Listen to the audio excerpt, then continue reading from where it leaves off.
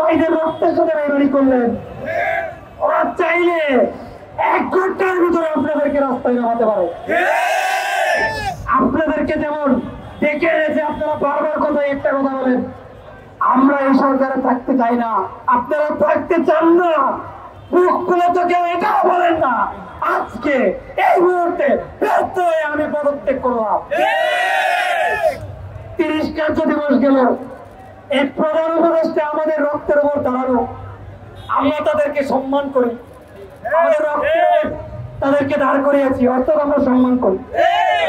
আমাদের রক্ত নিয়ে একটা লাল গাড়ি চাপা আমরা দিয়ে দিয়েছি আপনাদের বসার জন্য। আপনারা এখন পর্যন্ত আমাদের অবস্থানে নাই। আমাকে বলেন, গণঅভ্যুত্থান পরবর্তী সময়ে শহীদ এবং আহতদের পক্ষে বিবৃতি না দিয়ে আপনি নিজের সরকারকে কোন হিসেবে বৈধতার সরকার বলেন? আমরা আবার বলে দিই, আমরা কোন রাজনৈতিক ভাবে আসি নাই, ট্যাগ দিতে আসবেন না। ট্যাগ দিলে আমরাও কিন্তু প্রতিহত করতে সর্বোচ্চ চেষ্টা করব।